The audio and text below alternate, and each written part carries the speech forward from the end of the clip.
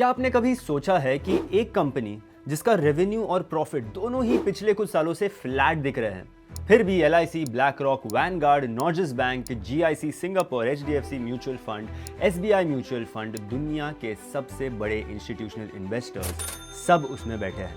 45% institutional ownership है इस company में, FII और DII मिलाकर। ना कोई रॉकेट साइंस ग्रोथ स्टोरी, ना कोई ओवरनाइट सेंसेशन, फिर भी ये इंडिया की टॉप 35 कंपनीज में मार्केट कैप के हिसाब से अपनी जगह रखती है। FY21 से FY26 तक शेयर प्राइस में 2.5x अप्रिसिएशन देखी गई है। मार्केट कैप भी 2.5x बढ़ा है और ऊपर से 50,000 करोड़ रुपए से ज्यादा का क्यूमुलेटिव डिविडेंड भी पे किया गया है। आखिर क्या है इसकी कहानी? चलिए इसको पूरा समझते हैं, क्योंकि ये सिर्फ एक पावर कंपनी नहीं बल्कि एक अलग ही इन्वेस्टमेंट फिलॉसफी है। Power grid corporation of India यानी पावर ग्रिड इलेक्ट्रिसिटी ट्रांसमिशन के हाईवेज बनाती और मैनेज करती है। जब बिजली एक स्टेट में बनती है, चाहे वो राजस्थान के सोलार पार्क में हो या छत्तीसगढ़ के थर्मल प्लांट में, और कंज्यूमर होती है महाराष्ट्र या दिल्ली में, तो उसको एक जगह से दूसरी जगह तक पहुंचाने का काम पावर ग्रिड करती है।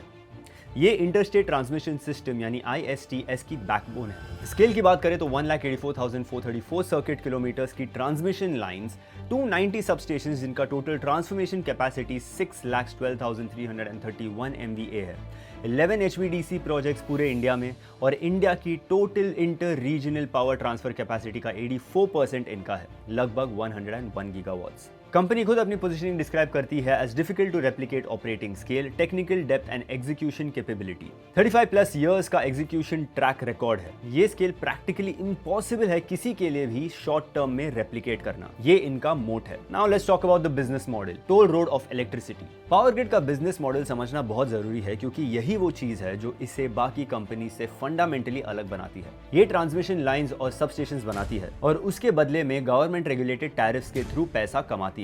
कोर मॉडल है रेगुलेटेड टैरिफ मैकेनिज्म यानी RTM, जिसमें कंपनी को अपने ट्रांसमिशन एसेट्स पर फिक्स्ड रिटर्न ऑफ इक्विटी मिलता है। जैसे टोल रोड पर गाड़ी गुजरे या ना गुजरे टोल बूथ खड़ा रहता है, वैसे ही पावर ग्रिड का revenue largely demand supply fluctuation से डायरेक्टली अफेक्टेड नहीं होता। जितनी ज्यादा लाइंस बनाओ और कैपिटलाइज करो, उतना ज्यादा रेगुलेटेड रेवेन्यू। इसकी वजह से ऑपरेटिंग प्रॉफिट मार्जिन हिस्टोरिकली 85% के आसपास रहता है, जो इंडियन लिस्टेड कंपनीज में एक्सेप्शनली हाई है। लेकिन अब स्टोरी में एक बहुत इंपॉर्टेंट चैप्टर आता है, TBCB, द गेम चेंजर। पहले गवर्नमेंट डायरेक्टली पावर ग्रिड को प्रोजेक्ट्स एलोकेट करती थी RTM के अंडर। बिल्ड करो, फिक्स्ड रेगुलेटेड रिटर्न्स लो, सिंपल। लेकिन अब गवर्नमेंट का अप्रोच इवॉल्व हो रहा है। नए प्रोजेक्ट्स, खासकर ग्रीन एनर्जी कॉरिडोर वाले, अब TBCB यानी टैरिफ बेस्ड कॉम्पिटिटिव बिडिंग के थ्रू अलॉट हो रहे हैं। मतलब पावर ग्रिड को अब बिड्स लगानी पड़ती है, दूसरे प्लेयर्स के अगेंस्ट कंपीट करना पड़ता है और सबसे कॉम्पिटिटिव टैरिफ कोट करने वाले को प्रोजेक्ट मिलेगा। ये सुनने में कंसर्निंग लग सकता है, कंपटीशन, मार्केट प्रेशर, लेकिन पिक्चर उतनी सिंपल नहीं है। कंपनी का asset base predominantly regulated with a growing share of TBCB annuity revenues है।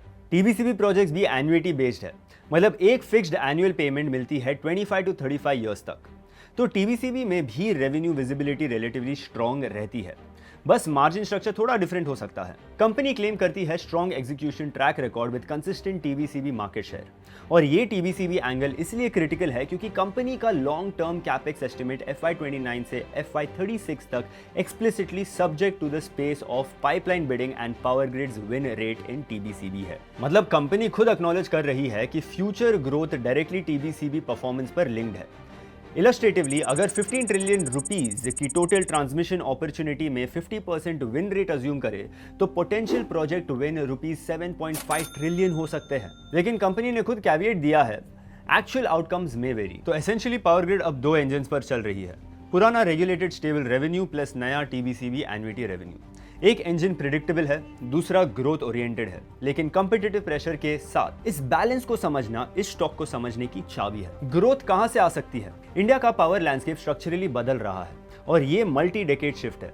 4 स्ट्रक्चरल ड्राइवर्स है। पहला, राइजिंग पावर डिमांड। इंडिया में पावर डिमांड 2047 तक डबल से ज्यादा होने की एक्सपेक्टेशंस है। पीक पावर डिमांड 459 गीगावाट्स तक पहुंचने का एस्टिमेट है 2035 to 2036 तक। दूसरा, रिन्यूएबल एनर्जी एक्सपेंशन। CEA के मार्च 2026 के प्लान के according 786 gigawatts non fossil fuel capacity का टारगेट है बाय 2035 to 2036। सोलर पार्क्स बादला में, विंड फार्म्स खावड़ा में, लेकिन कंज्यूम होना है मुंबई, दिल्ली, बैंगलोर में। बीच में ग्रीन एनर्जी कॉरिडोर चाहिए। तीसरा, ग्रिड कॉम्प्लेक्सिटी। जितना ज़्यादा रिन्यूएबल पेनिट्रेशन उतना ज़्यादा बैलेंसिंग इंफ्रास्ट्रक्चर चाहिए। सोलर सिर्फ दिन में जनरेट होता है, विंड इंटरमिटेंट है, ग्रिड को ज़्यादा फ्लेक्सिबल होना पड़ेगा। चौथा, नए demand centres, AI, data centres, EVs, green hydrogen, ये 5 से 10 साल पहले इस स्केल पर एग्जिस्ट ही नहीं करते थे।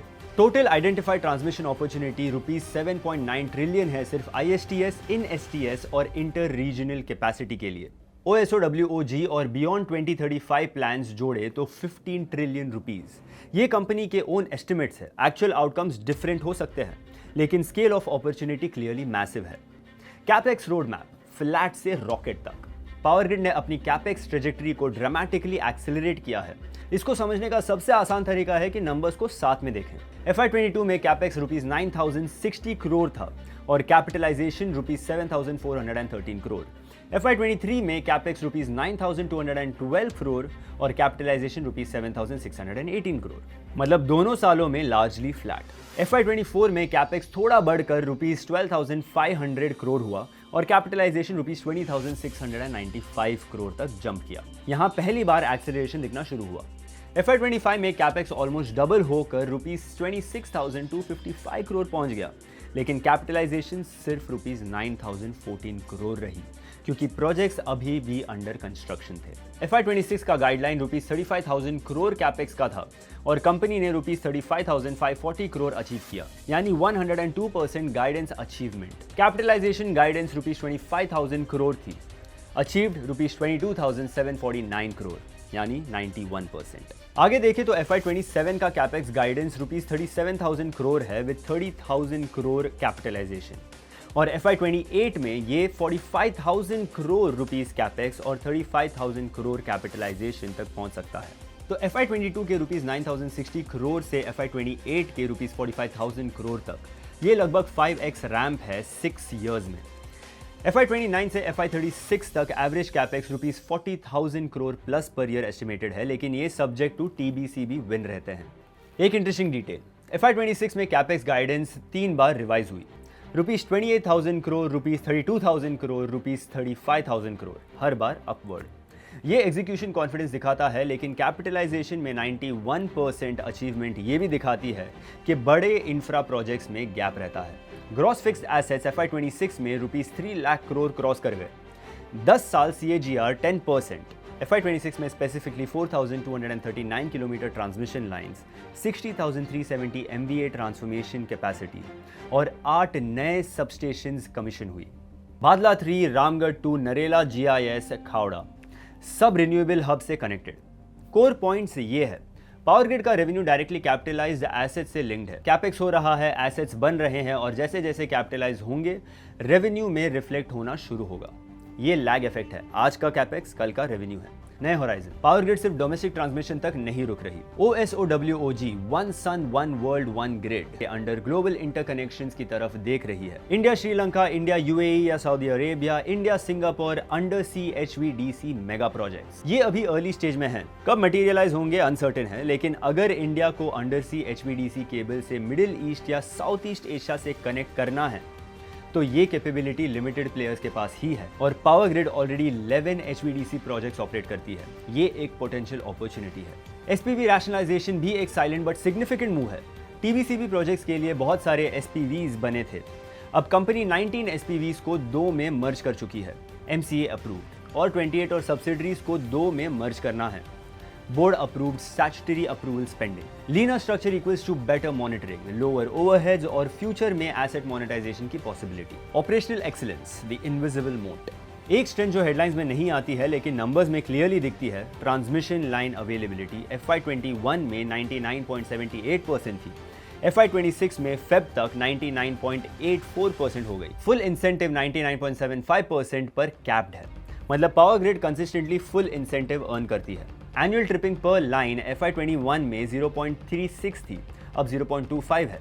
ग्रिड रिलायबिलिटी इंप्रूविंग, ये AI based defect detection, drone patrolling, predictive maintenance से एनेबल्ड है। रेगुलेटेड मॉडल में higher availability equals to higher incentive income. Boring है लेकिन डायरेक्टली बॉटम लाइन में कंट्रीब्यूट करता है। फाइनेंशियल स्नैपशॉट, पावर ग्रिड का फाइनेंशियल प्रोफाइल देखें तो FY25 में रेवेन्यू रुपीज 45,792 करोड़ और नेट प्रॉफिट रुपीज 15,521 करोड़ था।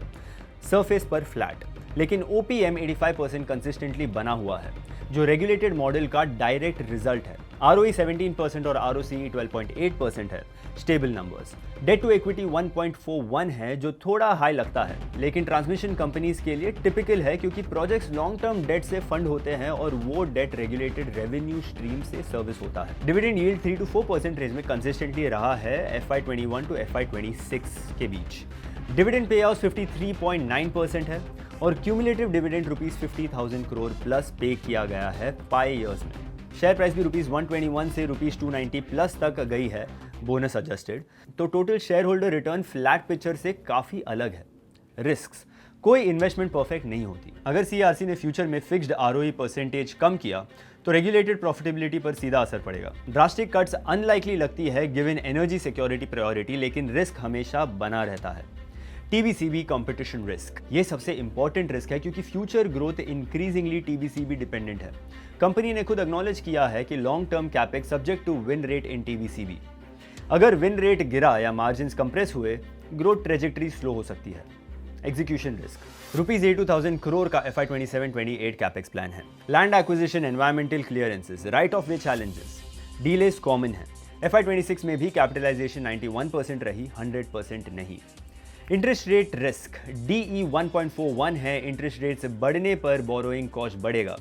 Concentration risk, revenue predominantly single segment transmission से आता है, डाइवर्सिफिकेशन लिमिटेड है। तो पिक्चर क्या बनती है? पावर ग्रिड एक ऐसी कंपनी है जो बोरिंग लगती है, फ्लैट रेवेन्यू, फ्लैट प्रॉफिट, कोई फ्लैशी प्रोडक्ट नहीं, लेकिन इसके पीछे एक डीप थीसिस है।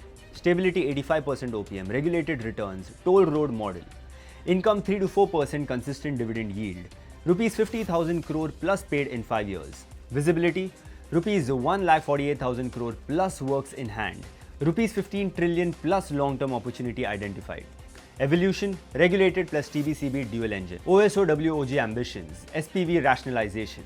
Scale, 1,84,434 kilometers, 84% ISTS share, 35 plus years track record, practically irreplicable.